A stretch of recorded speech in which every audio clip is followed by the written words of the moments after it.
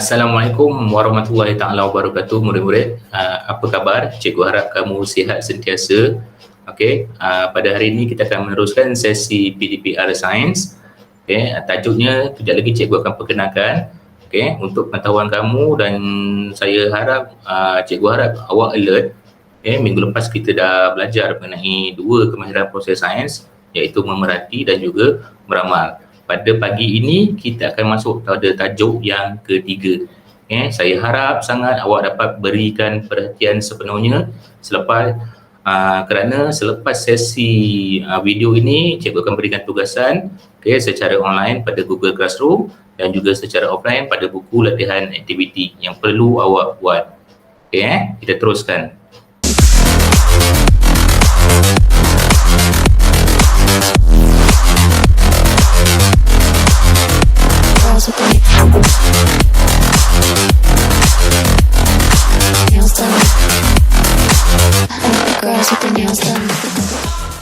Baiklah murid-murid, kita mulakan PDPR kita pada pagi ini iaitu bertajuk Kemahiran Proses Sains tahun 3, berkenaan mengukur dan menggunakan nombor. Ini topiknya, mengukur dan menggunakan nombor.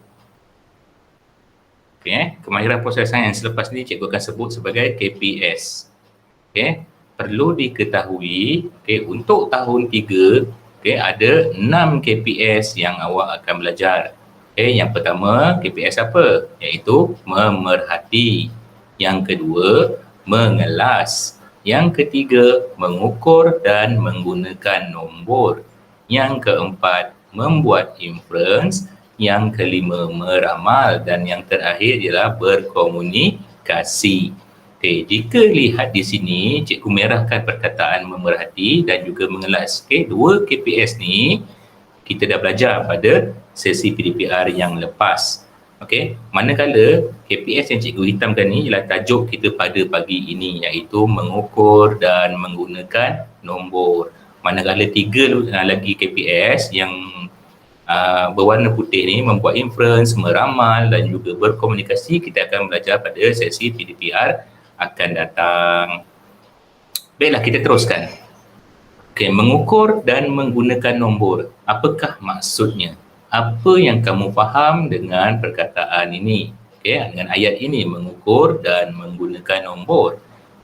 Ianya bolehlah kita definisikan sebagai kemahiran membuat pemerhatian, menggunakan nombor dan alat berunit piawai. Jika dilihat di sini, pemerhatian ini juga ialah salah satu KPS, iaitu memerhati, seperti mana yang kita dah belajar pada minggu sebelum ini. Cuma ditambahkan dengan kemahiran membuat pemerhatian menggunakan nombor dan alat berunit piawai. Cikgu merahkan tulisan ni, alat berunit piawai. Cikgu merahkan alat berunit piawai. Kerana apa? Apakah yang kamu faham dengan alat berunit piawai? Alat piawai ialah, ini cikgu mudahkan untuk kamu lebih mudah untuk faham. Alat piawai. Ada nombor pada alat tersebut. Itu yang pertama. Yang kedua, bacaannya lebih tepat dan seragam. Yang ketiga, guna alat pengukur, iaitu alat piawai ni biasanya menggunakan alat pengukur seperti pembaris, pita pengukur, termometer, silinder, penyukat. Ada 4 contoh yang cikgu berikan. Dia sebenarnya banyak lagi. Cikgu berikan contoh di sini 4, iaitu pembaris. Pembaris kita tahulah macam mana. Pita pengukur. Ni biasa pita pengukur ni yang kalau kita senang jumpa, kalau mak kita ada simpan untuk buat baju, pita pengukur. Termometer. Termometer ni apa? Kat mana boleh jumpa termometer ni? Kalau pernah pergi klinik ataupun hospital, biasanya jumpa ni termometer. Silinder penyukat. Silinder penyukat ni untuk menyukat, biasanya menyukat cecair. Yang terakhir ialah unit alat piawai ni biasanya mengikut sistem metrik. Contohnya sentimeter, unitnya ialah cm. Milimeter, unitnya mm. Meter, unitnya m. Gram, dalam G dan kilogram dalam unit kg. Okey, biasanya gram dan kilogram ni digunakan untuk jisim lah, untuk mengukur jisim. Okey, meter, milimeter ni biasanya dan juga sentimeter ni biasanya jarak, okey, ataupun panjang sesuatu benda. Okey. Okey, berdasarkan situasi di bawah, okey, kita sama-sama lihat situasi ni. Okey, situasi ni cikgu ambil dalam buku teks sebenarnya. Cikgu screenshot dan cikgu lampirkan pada presentation ini, pada PowerPoint ni. Biarlah kita sama-sama lihat apa yang kita nampak pada situasi ini. Okey, di padang sekolah. Okey, di padang sekolah. Waktu apa ni? Mungkin waktu hari kejohanan olahraga tahunan, hari sukan sekolah. Okey, di mana di sini yang dipaparkan ada 3 orang.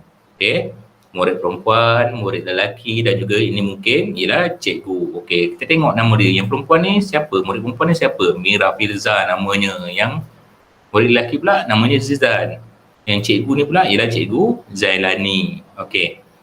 Dialog yang pertama ni diungkapkan oleh murid lelaki. Okey, Zizan. Cikgu, macam mana nak ukur masa larian? Okey, Mira Firza ni pun bertanya lagi, bagaimanakah caranya? Dia tanya dengan cikgu ni, bagaimana cara untuk kita mengukur masa larian? Cikgu Zailani menjawab, kita boleh ukur menggunakan jam rendik digital. Apa itu jam rendik digital? Okey, kita tengok. Okey, jam rendik. Jam rendik ni ada 2. Okey, ada 2. Yang pertama analog, yang kedua digital. Okey, apa itu jam analog? Jam rendik analog. Jam rendik analog ni biasanya menggunakan jarum. Okey, menggunakan jarum. Yang digital pula macam mana? Okey, menggunakan nombor. Okey. Kebiasaannya kekurangan jam analog, jam rendik analog ni biasanya dia boleh mengukur sehingga 30 minit saja. Paling lama pun 60 minit saja. Kebiasaannya macam tu. Dan dia lebih susah untuk kita mengambil bacaan tersebut. Sebab apa? Kita kena tengok sengat-sengat yang halus, yang kecil-kecil ni. Sebab itulah penggunaan jam rendik digital ni begitu meluas sekarang kerana menggunakan nombor. Okay, semua orang pandai tengok nombor dekat sini. Okay, ada nombor 7, 5, 3, 2, 6. Maksudnya 7 minit, 53 saat, 26 mili saat. Okay, itu bezanya. Jam rendik digital lebih banyak digunakan pada hari ini. Okey. Macam mana pula kalau kita nak gunakan? Bagaimana cara kita menggunakan jam rendik digital ni? Okey, langkah pertama. Okey, tekan butang ini iaitu butang sebelah kiri untuk set semula bacaan kepada sifar. Kadang-kadang selepas kita guna kita tak set semula pada bacaan sifar. Okey. Kita perlu setkan semula bacaan pada nombor sifar. Okey, itu langkah pertama. Langkah kedua, tekan butang ini iaitu di sebelah kanan untuk mula mengambil bacaan. Mula mengambil bacaan ni biasanya apabila seseorang pelari tersebut mulakan larian. Okey, mulakan larian. Maka butang sebelah kanan ni ditekan. Nombor ni akan bertukar dengan laju lah nanti. Okey, langkah ketiga, okey, tekan butang ini sekali lagi untuk memberhentikan kiraan masa supaya bacaan boleh diambil. Okey, tekan butang sebelah kanan yang kita tekan mula-mula ni tadi dan pada akhirnya untuk dapatkan bacaan, kita tekan lagi sekali. Biasanya apabila seorang pelari itu dah sampai pada garisan penamat. Okay, kita tekan lagi sekali untuk dapatkan bacaannya. Okay, lihat di sini. Ni sama. 3, 5, 9, 2, 9. Kat sini pun 3, 5, 9, 2, 9. Okay, maksudnya seorang pelari itu telah berlari selama 3 minit 59 saat. 29 mili saat. Okay, itu bacaan yang diambil. Dan selepas kita gunakan, kita kena tekan butang sebelah kiri macam langkah 1 ni untuk kembalikan pada sifar semula. Okay, faham ya? Baiklah, tadi mengukur masa. Sekarang kita nak mengukur panjang. Okay, bagaimanakah cara mengukur panjang dengan betul? Okay, lihat gambar. Panjang, okay, objek ni ialah kayu. Panjang sebatang kayu. Okay, kita boleh gunakan pembaris ataupun pita pengukur macam ni lah. Okay. Ujung objek diletakkan pada senggat kosong. Mesti mulakan dengan senggat kosong. Wajib. Wajib mulakan dengan senggat kosong. Kita tak boleh mulakan dari sini, tak boleh mulakan dari nombor 1, tak boleh mulakan dari nombor 2, semua tak boleh, mesti dari kosong. Okey. Kemudian bacaan yang diambil tu pada hujung kayu di sebelah sini, okey, daripada mula hingga akhir ni mestilah dilihat, okey, kedudukan mata yang betul pada tanda right. Yang tengah-tengah ni yang betul. Kedudukan mata secara menegak. Tak boleh daripada kiri, tak boleh daripada kanan. Kalau kita lihat pada kiri ni, kita akan dapat bacaan kat sini. Tengok daripada kanan, kita akan dapat bacaan dekat sini. So, kita kena ambil pada kedudukan yang tepat, iaitu secara menegak bacaan ni. Jadi, panjang ukuran sebatang kayu ni ialah 0, 1, 2, 3, 4, 5, 6, 7, 8, 9. 9 apa? Lihat unit di sini. 9 cm ataupun 9 cm. Kalau tengok dari sini, kita akan dapat 9 cm lebih. Dekat sini pula tak sampai 9 cm. Maka bacaan yang tepat ialah dari tengah-tengah ni. Dari betul-betul atas ni menegak. So kita akan dapat bacaan 9 cm. Itu cara mengukur panjang. Baiklah, saya berikan situasi lain. Situasi alat pengukur yang diguna dan unit piawai yang digunakan. Situasi yang pertama, lebar buku tulis. Lebar buku tulis awak ni lah. Buku latihan ni. Ni lebar yang kita akan ambil ukurannya. Mengukur dengan menggunakan alat pengukur pembaris. Dan unit piawai, unit seragam yang kita gunakan ialah sentimeter, iaitu cm. Macam yang sebelum ini, mesti mulakan dari angka kosong. Angka kosong. Kalau dilihat di sini, 0, 1, 2, 3, 4, 5, 6, 7, 8. 8 dekat tengah-tengah ni. 8.5 cm. Biasanya pembaris macam ni memang cm lah. Yang kedua, masa larian. Kita nak ukur masa larian. Sama macam yang kita dah belajar daripada slide sebelum ni. Masa larian pada buku teks tu.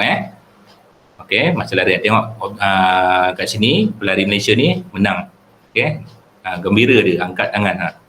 Alat pengukurnya ialah jam rendik digital, unit piawainya ialah saat. Ni contoh gambar unit, gambar jam rendik digital. Seterusnya situasi ketiga, jisim buah. Kenapa dipanggil jisim? Sebab dalam kalau dalam bahasa Melayu, disebut berat buah, tetapi dalam istilah sains ianya jisim, tidak menggunakan berat buah, kena jisim buah. Jisim sesuatu benda. Buah apa ni? Tembikai merah. Alat pengukurnya ialah penimbang, unit piawainya ialah kilogram, sebab buah ni berat. Berat. Boleh juga dalam gram, tapi susah kita nak ukur. Sebab unit gram tu lebih kecil daripada kilogram. Jadi susah nak diukur.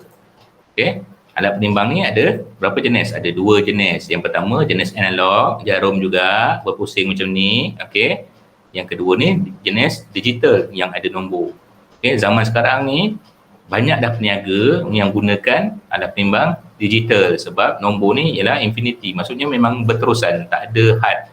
Kalau yang jenis penimbang ni pula ada penimbang yang terhad beratnya, ada yang 10 kg saja, ada yang 30 kg, ada yang 50 kg.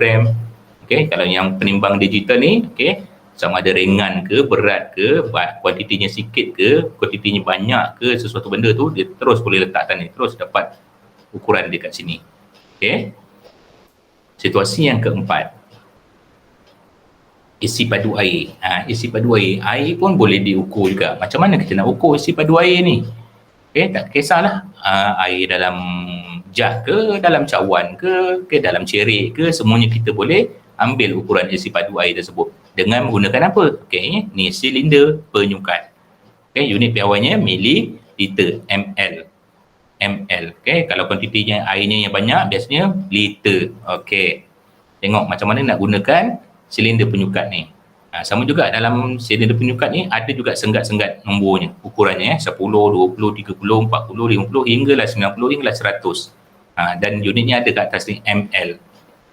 Macam mana bacaan yang diambil? Sama juga macam kita tengok pada pembaris yang ukur kayu tadi kan. Kalau tengok dari atas ni bacaannya salah, tengok dari bawah pun salah. Jadi bacaan yang betul-betul yang tengah-tengah ni. Sama macam ukuran kayu tadi yang tengah-tengah. Okey, yang ini pun yang tengah-tengah, bacaan yang betul. Kalau lihat kuantiti air kat sini ialah sebanyak 31.6 mililiter.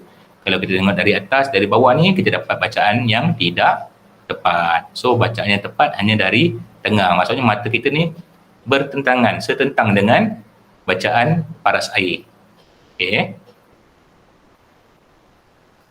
Okey, cikgu berikan contoh-contoh lain alat pengukur piawai. Okey. Okey, yang pertama ni pita pengukur. Kalau lihat ni dua contoh cikgu berikan. Pita pengukur dua contoh pita pengukur yang cikgu berikan kepada kamu. Pita pengukur yang ini yang besar, okey. Dan yang kedua ni yang kecil. Yang besar ni biasanya kita boleh jumpa kat sekolah. Kalau siapa perasan pernah masuk dekat bilik urusan sukan ataupun stor sukan, ada pita pengukur ni. Biasanya cikgu awak gunakan untuk mengukur dan membuat garisan dekat padang supaya kerana apa? Kerana ianya lebih panjang. Kalau ni kurang panjang, yang ni dia lebih panjang. Senang nak tarik daripada titik A pergi titik B tu jauh. Senang. Kalau yang pita pengukur yang ini, biasanya kita jumpa siapa yang gunakan? Biasanya tukang-tukang rumah lah, kontraktor apa semua kan. Biasanya guna yang ni, pita pengukur yang ni. Okey. Okey, yang lain pita pengukur baju. Ni biasanya ibu ataupun mak kita ada simpan untuk ukur baju. Selain itu, pita pengukur ni juga fleksibel. Dia sama fleksibel, boleh melilit macam ini. Boleh dililitkan, tapi ni tak sesuai lah. Yang ini pita pengukur baju ni lebih sesuai sebab lebih pendek. Kita boleh ukur, okey, ukur lilit pinggang, okey, luas bahu, ketinggian bahu hingga kaki, lebih fleksibel, lebih mudah digunakan. Baiklah, yang ketiga, contoh lainnya, alat penimbang jisim. Okey, alat penimbang jisim. Macam cikgu terangkan tadi, kita tak guna istilah berat, kita gunakan istilah jisim. Okey, sama juga ada dua. Okey, satu analog, nombor dan jarum, satu lagi digital, hanya nombor saja. Okey, analog ni biasanya terhad, kadang-kadang 100 kg, 120 kg, tetapi yang nombor ni biasanya infinity, berterusan. Maksudnya yang berat 10 kg pun boleh, yang berat 50 kg pun boleh, yang berat 100 kg pun boleh, 120 kg pun boleh, dia lebih dari itu pun boleh, tak ada masalah. Zaman sama juga, zaman sekarang ni lebih ramai yang menggunakan alat penimbang jisim jenis digital. Okey, satu soalan kemahiran berfikir aras tinggi, soalan kebat yang cikgu nak tanya awak. Okey, sama juga soalan yang cikgu ambil daripada buku teks, cikgu screenshot dan lampirkan di sini. Okey, soalannya berbunyi, bolehkah ukuran panjang digunakan untuk mengukur masa? Okey, mengapa? Boleh atau tidak? Okey, ukuran panjang. Yang ini untuk mengukur masa. Okey, bolehkah ukuran panjang digunakan untuk mengukur masa? Mengapa? Rasa-rasa kamu boleh ataupun tidak? Okey, jawapannya tidak boleh kerana alat pengukuran yang digunakan adalah berbeza. Tidak boleh kerana alat pengukuran yang digunakan adalah berbeza. Okey, ukuran panjang tadi kita gunakan apa? Pembaris ataupun pita pengukur. Okey, mengukur masa kita guna apa? Okey, gunakan jam rendik. Boleh ke kalau kita gunakan pembaris untuk mengukur masa? Sudah tentu tak boleh. Jadi jawapannya muktamad, tidak boleh kerana peralatan pengukuran yang berbeza. Okey, faham semua? Okey, saya sediakan latihan dan kuis. Ada dua tugasan, latihan dan kuis. Latihan ni kamu perlu buat pada buku aktiviti sains halaman 4 hingga 5. Halaman ni maksudnya muka surat 4 hingga 5, buku aktiviti sains. Okey, muka surat 4 hingga 5. Okey, jawab saja dalam buku tu. Manakala kuis ni pula, kamu perlu menjawab dalam Google Classroom menggunakan ID delima kamu masing-masing. Masing-masing dah dapat ID delima kan? Jadi kamu boleh menjawab. Sebab dalam kuis ni, cikgu letakkan 5 soalan yang perlu kamu jawab. Okay, soalan mudah saja tapi ada markah. ada markah. Cikgu letakkan markah di situ dan markah tu cikgu akan kumpulkan sedikit demi sedikit untuk penilaian kamu nanti. Okey, faham semua? Okey, kita jumpa lagi pada sesi PDPR akan datang. Bye.